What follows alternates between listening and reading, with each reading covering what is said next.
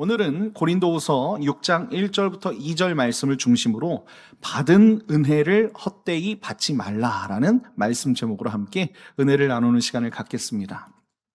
사랑하는 성도 여러분, 우리 속담에 밑 빠진 독에 물 붓기라는 말이 있죠. 여러분 다 아시죠? 아무리 맑고 시원한 물을 부어주어도 독에 밑이 빠져 있으면 어떻게 됩니까? 그 물은 담기지 못하고 새어나간다는 그런 이야기입니다.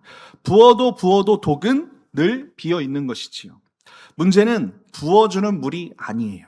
금이 가고 밑이 빠진 그 독에 문제가 있다는 것입니다. 여러분, 우리의 신앙에도 이런 일이 분명히 일어나지 않습니까? 하나님은 예배 때마다 기도의 자리마다 우리에게 넘치도록 분명히 은혜를 주시고 있다는 것 여러분들이 잊지 마시길 예수님의 이름으로 축원드립니다. 여러분 갈급하십시오. 목마른 사슴처럼 주님 앞에 나아가십시오. 그러면 넘치는 은혜가 부어진다는 거예요. 그런데 그 은혜가 이 한 주간 어디로 갔는지, 며칠이 지나면 우리의 마음이 다시 공허해지고 빈 그런 마음이 된다는 거예요. 분명히 우리가 하나님 앞에 은혜를 받았는데 손에 남는 것이 없다는 거예요. 왜 그렇습니까? 우리 마음에 금이 갔기 때문에 그래요. 밑이 빠졌기 때문에 그렇습니다. 여러분, 심리학에 보면 쾌락의 쳇바퀴라는 말이 있어요. 아무리 큰 기쁨과 감격을 누려도 시간이 지나면 어느새 그 전의 상태로 되돌아가 버린다는 것입니다. 그렇죠? 여러분들 아시죠? 결혼하기 전에는 내 아내가 정말로 이뻐 보이는데 결혼하고 나서는 어떻게 되는 거예요? 큰일 나죠. 그러면 안 되죠. 계속 이뻐야죠. 그런 거예요. 시간이 지나면 어느새 그 전의 상태로 돌아가는 것입니다. 은혜의 감격도 그와 같아서요. 우리가 붙들려 하지 않으면 그 은혜가 새어나가고 만다는 것입니다. 여러분, 성경은 바로 이 문제를 우리에게 이렇게 일깨워주고 있습니다. 히브리서 2장 1절에 보면 이렇게 말씀하고 있어요. 우리 다 같이 한번 읽어볼까요? 시작. 그러므로 우리는 들은 것에 더욱 유념함으로 우리가 흘러 떠내려가지 않도록 함이 마땅하니라 라고 말씀하고 있습니다. 여러분, 여기서 들은 것이 무엇입니까? 진리의 말씀이겠죠. 히브리서는요, 우리가 이미 들은 그 진리의 말씀을 더욱더 굳게 마음속에 간직해야 한다라고 말씀하고 있는 거예요. 흘러 떠나가지 않도록 함이 마땅하다라고 말씀하고 있지 않습니까? 여러분, 가만히 두면 우리는 나도 모르는 사이에 받은 은혜에서 조금씩 어떻게 되는 거예요? 떠밀려서 흘려 내려가는 것입니다. 배가 닻을 내리지 않으면 어떻게 됩니까? 물결을 따라 소리 없이 흘러가는 것이지요. 우리도 받은 은혜를 붙들지 않으면 어느새 우리가 은혜의 자리에 머무는 것이 아니라 세상의 자리, 악함의 자리, 죄악의 자리에 우리가 머물고 있다는 것을 볼 수 있어요. 그래서 우리는 의지적으로 날마다 우리 주님 앞에 나아가야 할 줄 믿습니다. 여러분, 코람데오의 삶을 우리가 살아가야 된다는 거예요. 그렇기에 지금 히브리서가 말하는 것이 무엇입니까? 성경이 더욱 유념하라라고 명령하고 있잖아요. 그렇죠? 우리가 주의 깊게 우리가 주님 안에서 살고 있는지를 검토해야 된다는 것입니다. 받은 은혜를 더 단단히 붙들라고 우리에게 말씀하고 있는 거예요. 자, 그렇다면 우리는 어떻게 이 받은 은혜를 헛되이 흘려버리지 않고 지킬 수 있을까라는 것입니다. 자, 오늘 본문은 이 질문에 세 가지로 답하고 있습니다. 자, 첫 번째는 이것입니다. 첫 번째는요, 받은 은혜를 헛되이 흘려버리지 말라고 말씀하고 있습니다. 자, 옆 사람에게 이렇게 고백합시다. 하나님께 은혜 받으십시오. 시작. 하나님께 은혜 받으십시오. 할렐루야. 여러분, 그 은혜 받은 것을 흘려보내지 마십시오. 자, 오늘 1절 보니까 뭐라고 말씀하냐면 우리 다 같이 한번 읽어볼까요? 시작. 우리가 하나님과 함께 일하는 자로서 너희를 권하노니 하나님의 은혜를 헛되이 받지 말라라고 말씀하는 것을 볼 수 있습니다. 그렇습니다. 여러분, 여기서 헛되이라는 말에 여러분 주목해 보시기 바랍니다. 여러분, 헛되이라는 말은요, 헬라어로 캐논이라고 되어 있어요. 이 말은 텅 비었다라는 말인데, 그러니까 무슨 말이냐면 속이 비어서 아무 열매도 없는, 그러니까 열매가 없는 것을 뜻합니다. 텅 빈 것만이 아니라 열매도 없는 삶을 말한다는 거예요. 곧 하나님께서 우리 그릇을 좋은 것으로 가득 채워주셨잖아요. 그렇죠? 우리가 목마른 사슴처럼 주님 앞에 예배하고 갈급했는데 그 은혜가 우리 가운데 담겨졌는데 그 그릇이 다시 어떻게 되는 거예요? 텅 빈 상태로 열매가 없는 삶으로 돌아갔다는 이야기입니다. 여러분, 우리가 지난주에 무슨 말을 했어요? 목마른 그 마음으로 빈 그릇으로 우리가 주님 앞에 나아가면 하나님은 분명히 우리에게 좋은 것으로 채워주신다라고 제가 말씀드렸습니다. 그런데 그렇게 체험받은 그릇은 다시 어떻게 되는 거예요? 텅 비게 만들어진다는 거예요. 우리 안에 이 일들이 얼마나 자주 있는지 모르겠습니다. 여러분, 이스라엘 백성 한번 생각해 보십시오. 하나님께서 광야에서 이스라엘 백성들에게 날마다 무엇을 내려주셨어요? 하늘에 만나를 주셨지요. 여러분 다 기억하시죠? 하늘에서 내리는 그 양식, 그야말로 이것이 은혜 아닙니까? 광야에서 심지도 않고 거두지도 않았는데 하늘에서 만나가 내리는 거예요. 그런데 하나님께서 뭐라고 말씀하십니까? 그날 먹을 만큼만 그 만나를 거두라라고 말씀하십니다. 그런데 이스라엘 백성들이 그럽니까? 그렇지 않죠. 몇몇 사람은 욕심을 부려서 다음 날까지 이 만나를 쌓아두려고 했다는 것입니다. 그 결과가 어땠습니까? 출애굽기 16장 20절에 보니까 이렇게 말씀하고 있어요. 우리 다 같이 한번 읽어봅시다. 시작. 그들이 모세에게 순종하지 아니하고 더러는 아침까지 두었더니 벌레가 생기고 냄새가 난지라라고 말씀하는 것을 볼 수 있습니다. 보십시오. 은혜로 받았던 그 만나가요, 제 방식대로 붙들려 하니까 벌레가 생기고 썩는 것을 볼 수 있습니다. 여러분, 받은 은혜라도 우리가 바르게 지키지 않으면요, 헛되이 부패되는 것입니다. 그러니까 내 생각대로 이 은혜를 지키는 것이 아니라는 거예요. 여러분, 왜 우리는 그 귀한 은혜를 이토록 쉽게 흘려보냅니까? 여러분, 경제학에서요, 한계 효용 체감 법칙이라는 말이 있습니다. 이게 무슨 말이냐면, 목이 마를 때 마시는 첫 잔의 물은 그렇게 시원하고 감격스러운지 몰라요. 그렇죠? 그런데 이제 두 잔, 세 잔이 넘어가면 그 감격이 어떻게 됩니까? 그냥 점점 줄어들죠. 그러니까 첫 잔이 가장 감격스럽다는 얘기입니다. 처음에는요, 우리가 감사했던 것도 그것이 반복되면 어느새 당연한 것이 되고 매너리즘에 빠지게 된다는 거예요. 여러분, 우리의 신앙도 꼭 그러하지 않습니까? 처음 은혜를 받았을 때 우리가 눈물로 감격하면서 주님 앞에 섰잖아요. 그렇죠? 여러분, 예수님 처음 만나셨을 때 여러분들은 어떠셨습니까? 교회 나와서 찬양하고 예배하는 게 얼마나 기뻤습니까? 우리 친구들이요, 캠프 때 은혜를 받으니까 그 캠프 또 가고 싶다라고 얘기하고, 또 오늘 예배 드리면서 막 뛰면서, 제가 말도 안 했는데 뛰고 일어나서 자기들이 배웠던 율동도 해보려고 안 되는데 막 이러고 있더라고요. 예. 어찌됐든 은혜가, 여러분, 그 감격이 매일매일 새로워야 할 줄 믿습니다. 여러분, 반복됐다고 해서 우리가 매너리즘에 빠지면 안 된다는 거예요. 주일 예배도 말씀도 기도도 늘 그저 그냥 당연히 있는 일로 우리가 여기면요, 감사가 사라지는 것입니다. 바로 그 무뎌짐이 은혜를 헛되이 흘려버리는 통로라는 거예요. 여러분, 우리가 어른들이잖아요. 기성세대잖아요. 우리는 별로 감격하지 않습니다. 네. 어떤 그 연애학자가 그런 얘기 하더라고요. 20대와 30대, 40대 여자들의 남자들이 봤을 때 모습이 다른 이유가 뭐냐면 리액션이 다르다는 거예요. 리액션이. 네. 여러분, 무뎌지면 안 됩니다. 우리가 무뎌지면 안 된다는 거예요. 하나님 앞에 우리가 은혜를 받으면 날마다 우리의 리액션은 항상 새롭고 커져야 할 줄 믿습니다. 사도 바울은 자신을 돌아보면서 이렇게 고백하고 있어요. 고린도전서 15장 10절 말씀입니다. 이 말씀이 우리의 고백이 되었으면 좋겠습니다. 우리 다 같이 한번 읽어볼까요? 시작. 그러나 내가 나된 것은 하나님의 은혜로 된 것이니 내게 주신 그의 은혜가 헛되지 아니하여 나로 하여금 그들보다 더 많이 수고하게 하셨으나 내가 아니요 오직 나와 함께 하신 하나님의 은혜로다. 아멘. 그렇습니다. 여러분, 내가 나된 것은 누구의 은혜입니까? 하나님의 은혜인 줄 믿습니다. 날마다 이 고백이 저와 여러분에게 가득 넘치길 예수님의 이름으로 축원드립니다. 여러분, 하나님의 은혜는 사도 바울도 뭐라고 얘기하고 있어요? 그 은혜가 헛되지 아니하다라고 분명히 말씀하고 있지 않습니까? 자, 그렇다면 바울에게 있어서 은혜가 헛되지 않다는 그 증거가 무엇이겠습니까? 바로 이 바울의 삶의 수고로 나타났다는 거예요. 그것이. 여러분, 은혜를 받았다는 증거는요, 감격의 눈물이나 뜨거운 감정에만 있는 것이 아닙니다. 여러분, 참으로 받은 은혜는 반드시 그 사람의 삶을 뭐 하는 거예요? 움직이는 힘이 있다는 거예요. 아멘이시죠?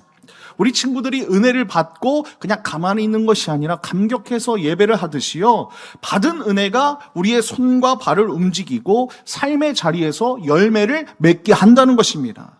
여러분, 바울은요, 그 누구보다 더 많은 수고를 할 수 있었어요. 왜 그렇습니까? 하나님의 은혜가 있었기 때문에. 내가 나된 것은 하나님의 은혜였기 때문에 그렇다는 것입니다. 그리고 그 은혜를 감격으로만 살지 않고요, 그 은혜로 어떻게 사는 거예요? 믿음을 나타냈다는 거예요. 행함으로. 곧 은혜를 헛되이 하지 않았다는 것은요, 받은 은혜가 우리의 삶의 자리에서 실제로 열매를 맺었다는 거예요. 사랑하는 성도 여러분, 그렇다면 우리는 이제 어떻게 살아야 하겠습니까?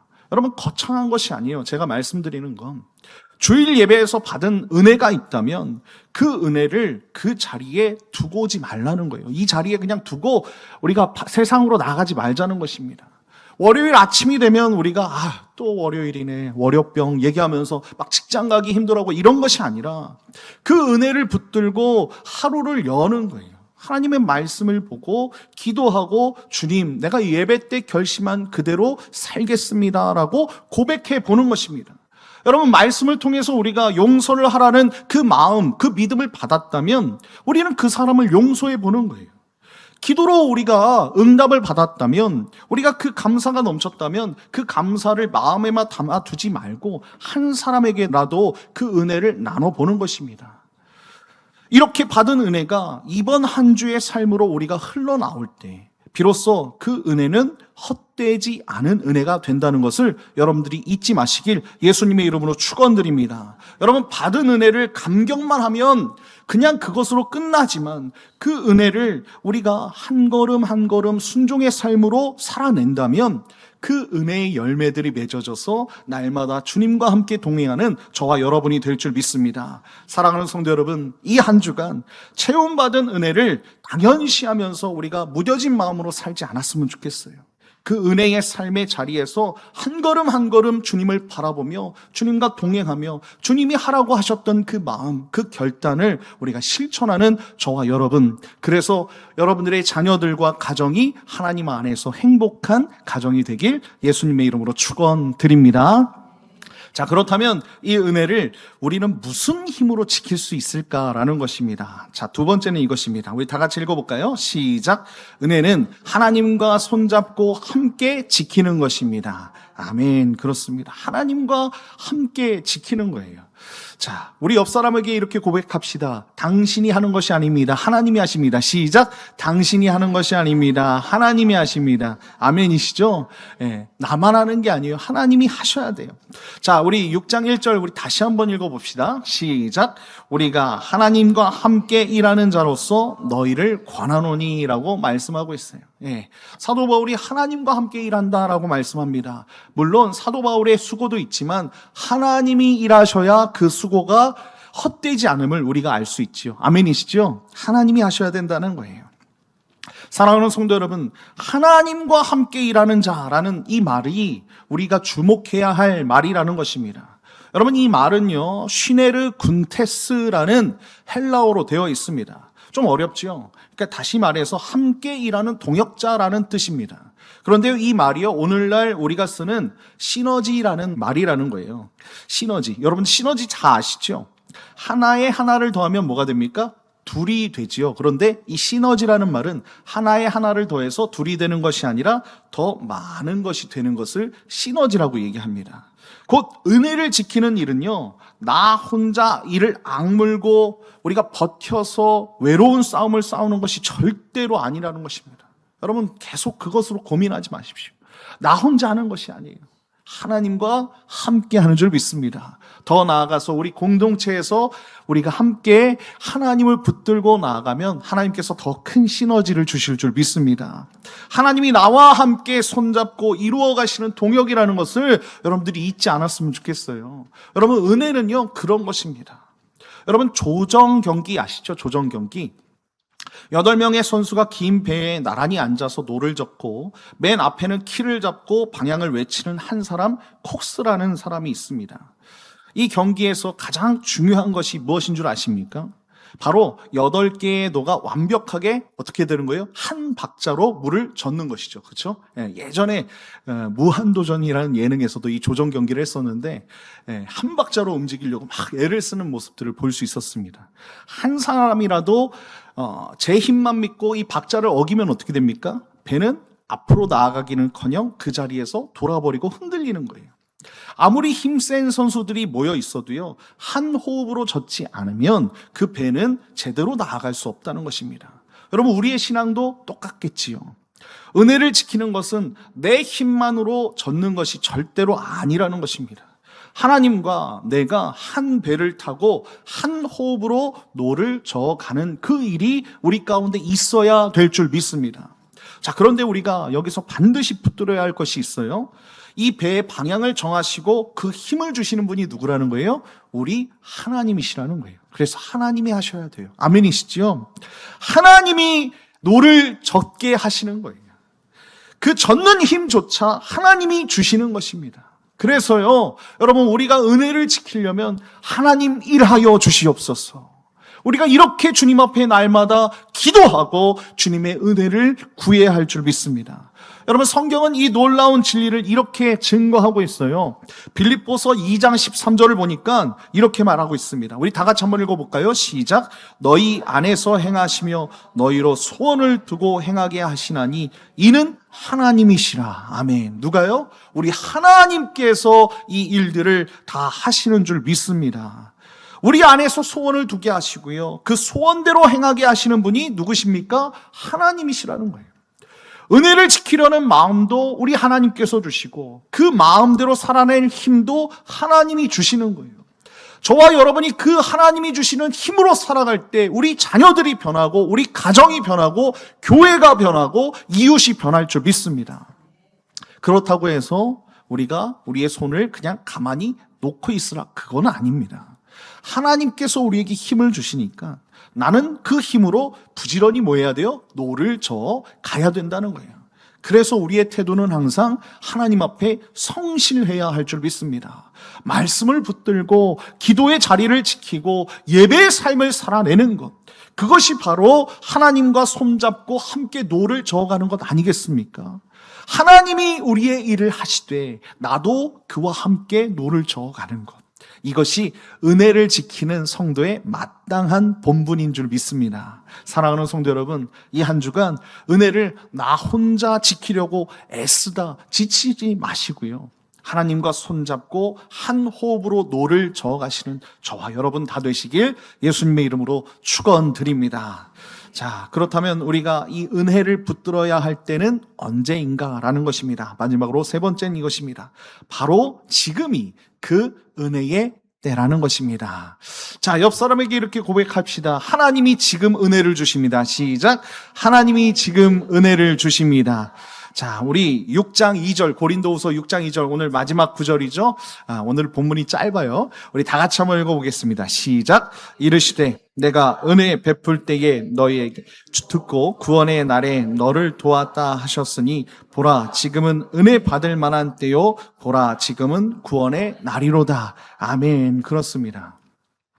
여러분, 지금 우리가 은혜를 받아야 합니다. 2절에서 몇 번이나 반복되는 말이 있지요. 바로 무엇입니까? 지금이라는 거예요. 지금.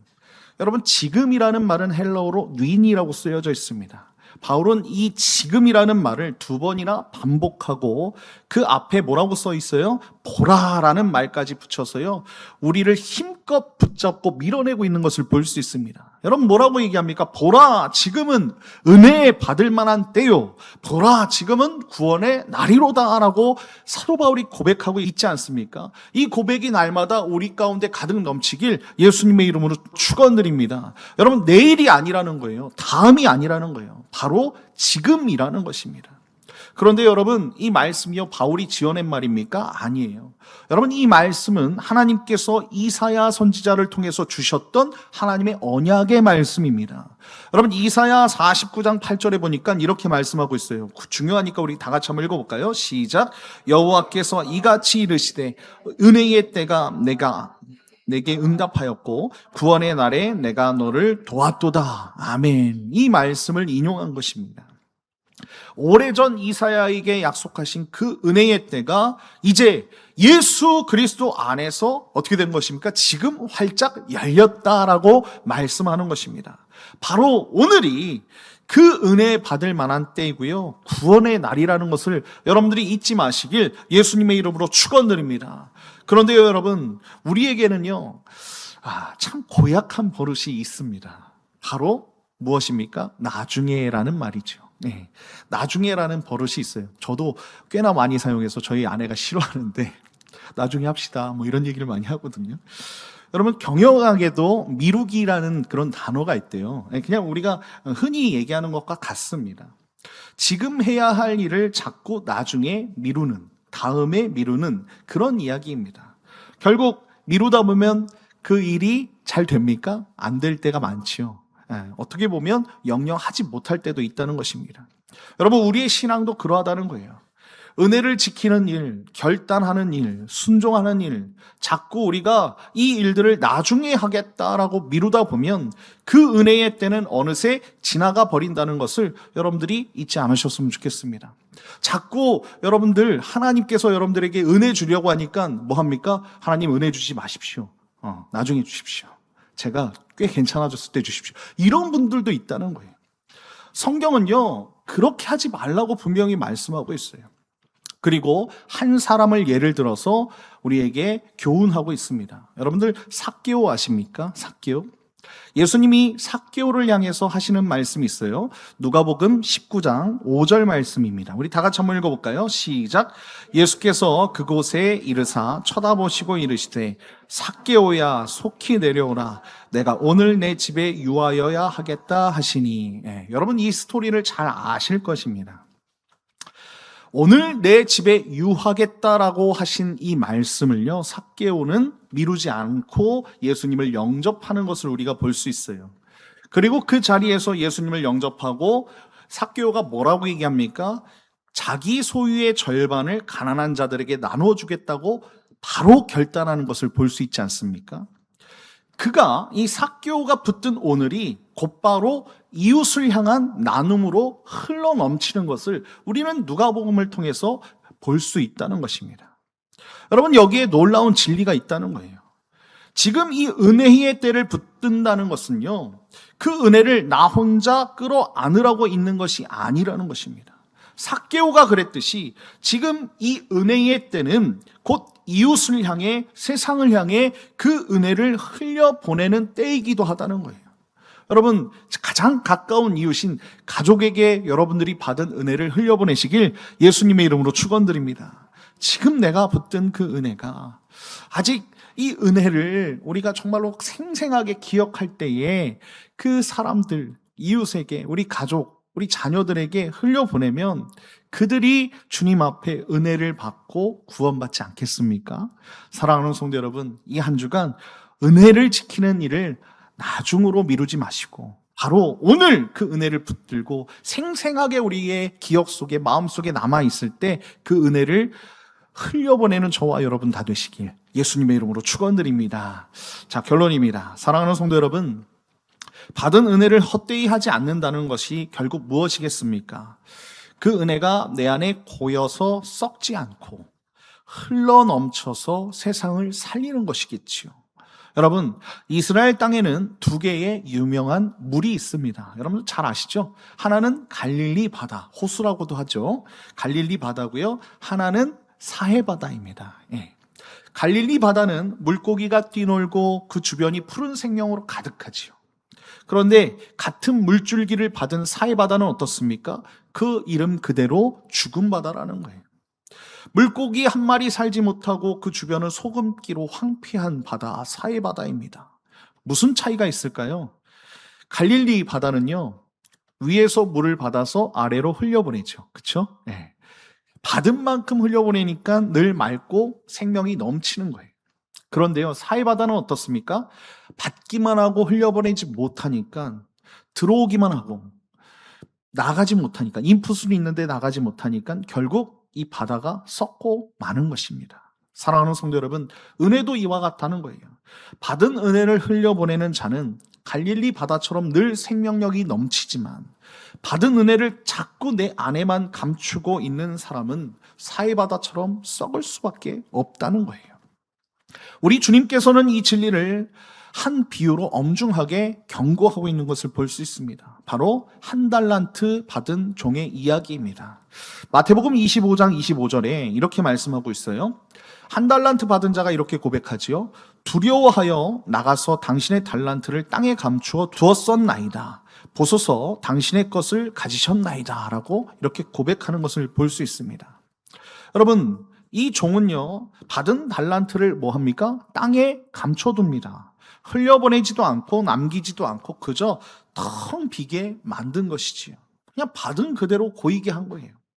주인이 그를 향해서 무엇이라고 얘기합니까? 악하고 게으른 종이라고 분명히 우리 주님이 그렇게 책망하시는 것을 볼 수 있습니다. 받은 것을 우리가 헛되이 묻어두면 그것은요, 은혜가 아니라는 거예요. 여러분, 우리가 이것을 잘 깨달았으면 좋겠습니다. 우리가 갈릴리 바다처럼 잘 받고 흘려보내는 하나님의 사람이 되었으면 좋겠어요. 히브리서 12장 15절 우리 다 같이 한번 읽어봅시다. 시작. 너희는 돌아보아 하나님의 은혜에 이르지 못하는 자가 없도록 하고 또 쓴뿌리가 나서 괴롭게 하여 많은 사람이 이로 말미암아 더럽게 되지 않게 하며 라고 말씀하고 있어요. 여기서 가장 중요한 단어는 무엇일까요? 너희는 돌아보아 라는 말씀입니다. 여러분, 돌아보십시오. 이 돌아본다는 말은 그저 한 번 눈길을 주는 것 아니에요. 목자가 양떼를 하나하나 살피듯 내 곁에 형제가 지금 어디에 있는지, 혹 은혜에서 멀어져서 떨어져 있는지 마음을 다해 세심하게 살피라는 것입니다.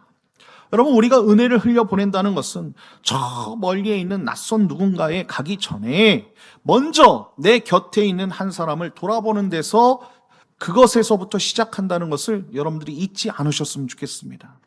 저와 여러분이 받은 그 은혜를 흘려보내는 그런 사람이 되었으면 좋겠어요. 얼굴이 어두운 성도에게 요즘 어떠십니까?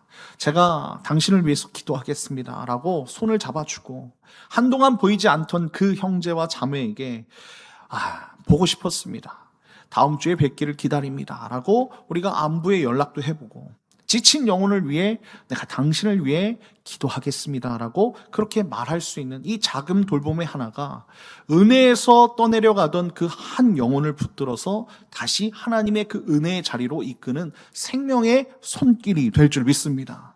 먼저 가정에서부터 한번 실천해 보십시오. 여러분들이 그러면 하나님의 은혜가 여러분들 안에 가득 넘치고 흘러 넘치길 그렇게 될 줄 믿습니다. 사랑하는 성도 여러분, 무더위가 이어지는 이 여름에 여러분 어떻게 우리가 짜증만 내고 살겠습니까? 절대 그렇지 않지요. 오늘 받은 이 은혜를 흘려보내십시오. 헛되이 하지 말고 흘려보내고 하나님과 함께 손잡고 받은 은혜를 지켜가며 하나님 앞에 우리가 기도하고 우리의 이웃들을 돌보는 저와 여러분 다 되시길, 그래서 하나님께서 칭찬하시고 잘하였도다 충성된 종이라고 그렇게 말씀하시는 거룩한 하나님의 백성들 다 되시길 예수님의 이름으로 축원드립니다.